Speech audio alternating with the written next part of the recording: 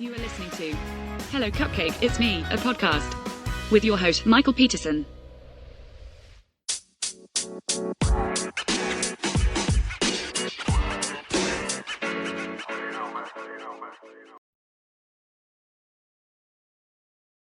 Hey everyone, Michael here with Hello Cupcake, It's Me, a podcast, and today is the Thursday podcast. It is Thursday, September 25th, 2025, and isn't it an interesting time to be alive? If you haven't done so already, please hit like and subscribe, then head on over to youtube.com/hellocupcakeitsme to check out the YouTube channel that is updated every Wednesday and Saturday, and then make sure that you check out the blog hellocupcakeitsme.com. Follow me on all the different socials and check out the new TikTok Tuesday,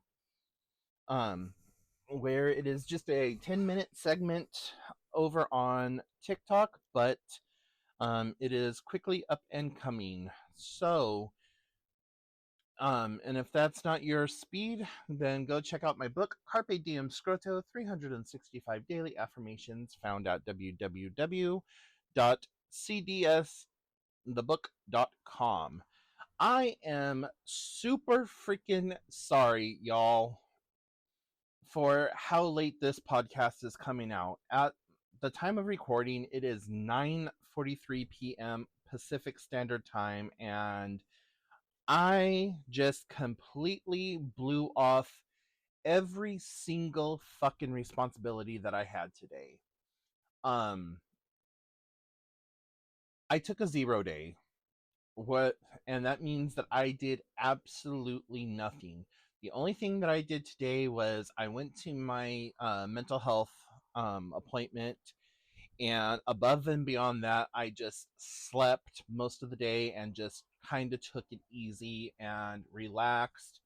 And I had every intention of doing the podcast earlier this afternoon, but ended up calling my mom and BSing with her for about an hour. And then I had a bunch of other obligations that came up and just needed to focus on that. So here I am, and how the hell are you? Man, the last couple of weeks have just been crazy in the world, especially in politics and with the passing of certain people and just how polarized it has made everything become even more so than red versus blue and all of that other stuff. And it's just like, what the fuck is going on? You know, I'm not going to say the person's name because they don't need any more attention. And that's all it was. Like, this was not a funeral. This was like Coachella at a graveyard. You know, it was just disgusting. It was a horrible display. And I don't agree with a lot of stuff that is going on both sides of the fence. So I am being neutral in a good majority of this and just like, okay, you know what? You do you. If this is what you feel you need to do, awesome. You know, mazel tov, whatever. And speaking of Mazel Tov, I know that it's not Hanukkah, but happy Rosh Hashanah to all of my listeners and followers and content consumers that may be Jewish or that celebrates Rosh Hashanah. Um, you know, peace be with you, and I hope that this holiday season is reflectful and one that you are able to spend in time with your family and with your loved ones. So, oh my gosh, I I have been having such a big issue the last few days with my medical. So I think I said something about it yesterday in the YouTube checkup video, but Monday I called I sent a message into my doctor to get some medicated mouthwash. And my doctor said that he was not going to fill it, that my dentist had to fill it and whatever. So my dentist office gets a hold of me, and they're like, "Hi, Mr. Peterson. We see that you put in a request for this oral rinse. What's going on?" I tell them that I have a broken off molar, that there's an infection that has set into my jaw, that my neck has been very stiff, that I have pain in my spine, um, at the base of my neck, and that it's just really freaking difficult to do anything with that tooth. These motherfuckers had the audacity to tell me, well, we can get you in to get seen for that tooth December 25th. It's October 25th now. That's 3 months away, one, two, yeah, about 3 months away. I'm like, are you fucking kidding me? First of all, I'm not coming in during Christmas to get my goddamn tooth worked on so that I can spend all of Christmas Eve, all of Christmas Day, and that whole Christmas weekend in pain, suffering, and whatever else, because none of the pharmacies are going to be open. None of I'm not going to have any of the medications that I need for this. You're absolutely whacked in the noggin if you think that that's going to happen. They're like, well, we could get you in on the 5th of January. I said, okay, cool. High fives all around. Why don't we push it out until the 47th of February? You know, I said, okay, cool. If you're bringing me in on February or in January, then understand that if my medication or if my medical changes, which everyone's medical is going to be changing, if you're on Medicare and Medicaid, there are huge changes coming up. I said, so I don't know if I'm going to still have dental coverage, but if I don't have dental coverage, then your office is going to be 100% responsible for any coverage or any costs that are incurred. And by setting that appointment, I want that put into my notes that that is what I am going to do. I will not pay for any of the work that is done at that time period. She's like, well, I don't know that I could really do that or whatever. I'm like, well, do it or don't. Because if I come in and I'm signing paperwork, I'm doing so in duress. So that's not going to hold up in court, and that's not going to hold up in financial whatever. So you do whatever. But I this needs to be taken care of more sooner than later, and the doctor knows that I have a dental fear, and have all these phobias and stuff. So yeah, okay, well, we'll get back in touch with you as soon as we hear from the doctor on what he wants to do. I said, well, in the meantime, I need this prescription filled. I'm going to need some amoxicillin, and I'm going to need the mouthwash. At the very least, I need the mouthwash. It's been on my prescription before, so all I need you to do is send it through. So I still have yet to hear from them, and now the infection feels like it's moving into my sinuses. So that's fucking awesome. I just by chance happen to have 3 or 4 amoxicillin left over from the last time I had my face worked on that I'm probably going to start tonight because I'm tired of the pain. And I'm starting to think that the pain in my clavicle might actually be part of this infection because they cannot find anything wrong with my clavicle. And when I drain my lymph nodes in my neck by massaging or whatever, the pain goes away in both my clavicle and in my neck and in my spine. So I know that it is now, it's not an injury from me swimming, it's not an injury from me sleeping wrong, it is actually infection based. And I've never had an infection on my left side of my face before. I've had it on the right side, so I knew what to expect on the right side, but not on the left side. And so yeah, there's a whole bunch of crap going on with that.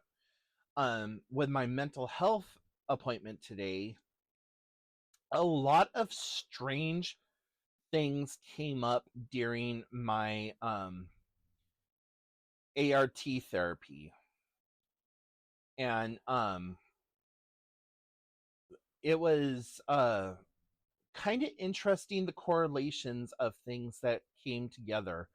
The school that I went to when I was younger and that I eventually graduated from was a K through 12. So on one side of the school's property was kindergarten. On the other side of the property was high school, and kind of in the middle was the junior high.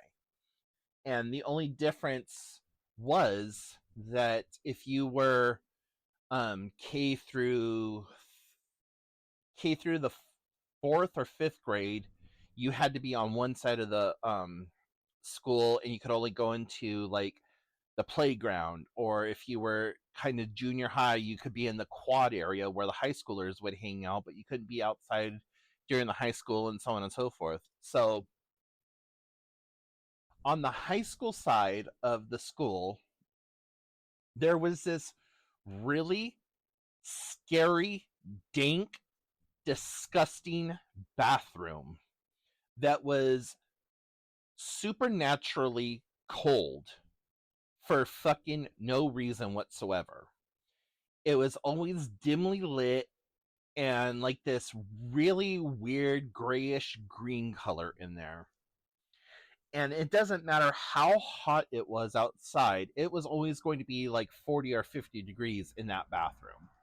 And it stunk so freaking bad. It smelled like piss and like teenage boy, and just had this like really musky pheromone outhouse kind of a smell to it. And I was always scared to go into that bathroom, even as a teenager. Once I went back to that school after my biological mom decided to go marry her drug dealer or whatever, I still hated going to that bathroom. And for whatever reason, that bathroom kept popping up in my ART therapy session. And a lot of stuff revolving around that school, and not understanding why that was coming up and what that whole dynamic was. And a memory came up of me being between two teachers, and one of the teachers rubbing my shoulders. And I was probably in the second or third grade when this happened. So I was probably somewhere between 5 and 6. And no, I'm sorry, I was a little bit older than that. Anyways, I was somewhere between 5 and 7, because on my 8th, I spent my 8th birthday in a new town when my parents had divorced. So yeah, somewhere between 5 and 7. And the teacher who was rubbing my shoulders, I had never been touched like that before. And by today's standards, huge red flag, totally inappropriate, blah blah. Even by those day standards, but I just remember it feeling so freaking good, like him rubbing my shoulders. And him and the other teacher were talking, and I feel like that it was about me. And I just remember like wanting to pass out because it felt so good.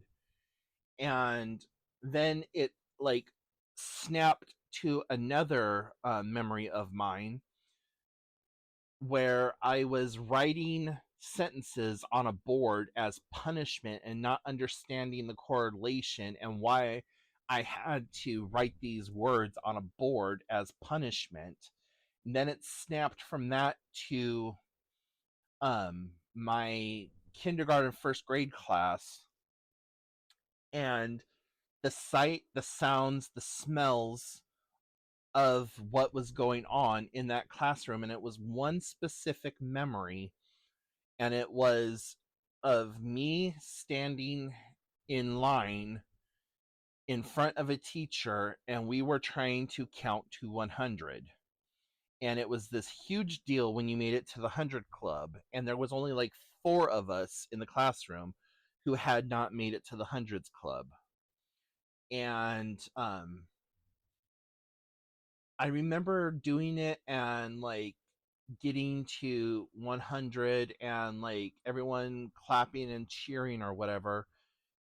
And then the memory then jumped to the college that I had attended, and this really scary, like dark, dank corridor in one of the buildings that just felt really weird and like you weren't supposed to be there. And I was just trying to figure out why all of these things were coming up. And even my therapist, she's like, okay, what's going on with this? And I said, the first thing that came to mind was that this was a learning transitional phase for me. And the reason that I am bringing these things up in my memory is because it's a milestone moment in my life right now, and that there were a lot of changes that happened. And because it feels weird and uneasy and unsettling, that it might be that I am in the process of transitioning into a new phase of my life that is unrecognizable to me. And because of that, I'm feeling alienated while still trying to self-soothe myself. And she's like, God damn it, Michael, I love the way your brain works.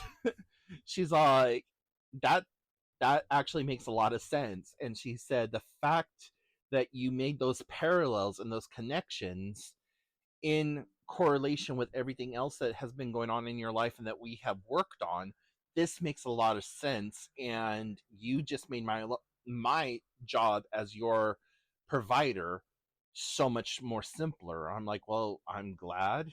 She's all, no, I mean, it shows that you have done a lot of work with your own personal mental health, and that you have the mental health background that you have because you became a peer counselor.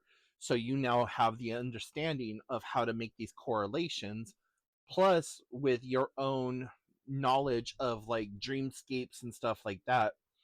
It's really interesting how it just kind of melded itself together. So another part of that, she said, so building off of that and working on your anxieties and stuff, I want you to envision the perfect scenario where like everything is how it's supposed to be, and that you're walking away from your current situation into that. So do the light bar thing, going back and forth, back and forth. And as I'm walking in this proverbial corridor in this like daydream trance thing that I'm in, I'm feeling less and less like myself and more like a sterile version of who this ideal perfect person, perfect whatever would be. And in this room that I'm walking into, it's very sterile, very just bland. It's beautiful, but it's bland, and it's like everything in its place type of a situation. Like you would be finding this perfect room in Homes and Gardens. And she when that was all said and done, she's like, okay, so how does it, you know, explain what's going on? And I said, I saw this beautiful room, everything in its place, very pristine, very nice, very sterile, whatever you want to say. And I felt out of place. I felt like that there was no representation of who I was in this room. And as I was walking away from that other room, I felt like I was leaving everything that makes me behind to then be this stripped down sterile version of who I think the world wants me to be. And she said, is there a happy medium between the two? And I said, not one that I could find. Like, it felt like a very long, dark hallway and a journey that I did not find joy in and that I could not be happy in. She's like, okay. And she made a note in her book and she's like, we will pick this back up because we are out of time. And it's just been interesting. So, like, the analytical side of my personalities, because if this is your first time logging in or like consuming any of my content, I have recently been diagnosed with dissociative identity disorder and internal family structure, or an internal family system. And one of my personalities is a very studious, professional, like, student type of a person. They and so that's like my intellectual side, and that side was kind of fronting and using my own voice to diagnose what was going on with us and what was going on inside, and also communicating with my therapist on a level of professionalism and utilizing clinical terms and modalities and methodologies. And at the same time, when that was quote unquote being shut off and I was talking, like, my main fronting personality, or alter, known as they're known in the DID community, was talking, it was like there was three different people having a conversation all at the same time, and I could feel the switch happening as I was talking with her. And there was another alter that was co-fronting at so I actually had three personalities co-fronting all at the same time, talking to her and analyzing everything that was going on. So I really love this therapist because she has sparked my she's just sparked things in me that make me like, oh wow, that's amazing. So yeah, just been dealing with that, and then on a personal level, just doing the best I can with what I have available to me, and really kicking ass in my physical activity challenges that I've been undertaking. As of right now, I am 37.10 miles into my 50-mile challenge, that I'm supposed to walk from September 1st to October 31st. And I'm feeling great. I'm not having a lot of scale victories. I'm having a lot of non-scale victories. So I feel that my stomach is becoming firmer and less flabby. I can feel that my legs are starting to become stronger and more muscular underneath the fat, and that the fat layer is starting to get more like receding a little bit more. And that I'm doing things without really thinking about it, like walking up and down stairs. That's just like, okay, I've done that. Woohoo. Where before I struggled to just climb out of a swimming pool or struggled to walk up a flight of stairs.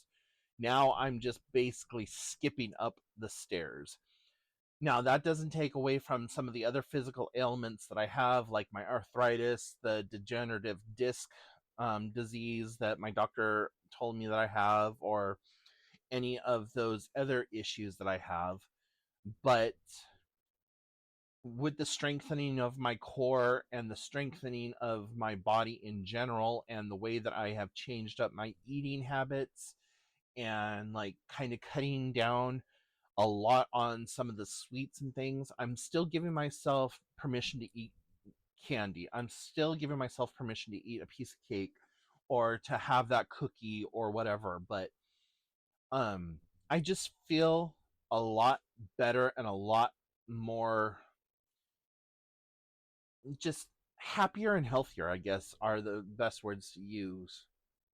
So there's so much more that I want to go into, and I realize that we are almost out of time. So we're going to have to pick it up on Saturday when I do the Saturday check-in video. So guys, if you have any questions, comments, concerns, put them in the comments section down below, and make sure you follow me on all the different socials, like I said at the beginning of this. And remember that you are doing the best you can with what you have available to you. Don't add to the population, don't subtract from the population, and in a world full of Karens, be somebody who cares in the world. And until next time, I will talk to you then. Bye, everyone. Hey you! Tired of mental health books that feel like homework or therapy sessions in disguise? Carpe Diem Scroto is not that book.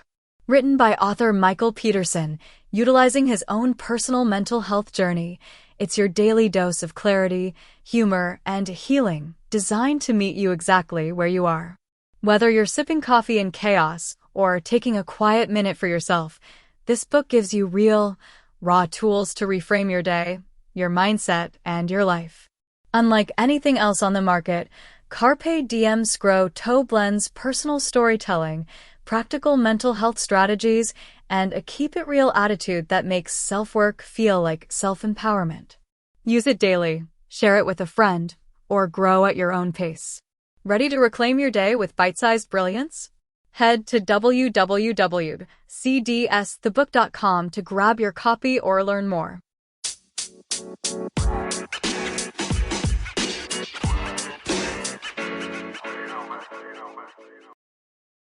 Thank you so much for tuning in.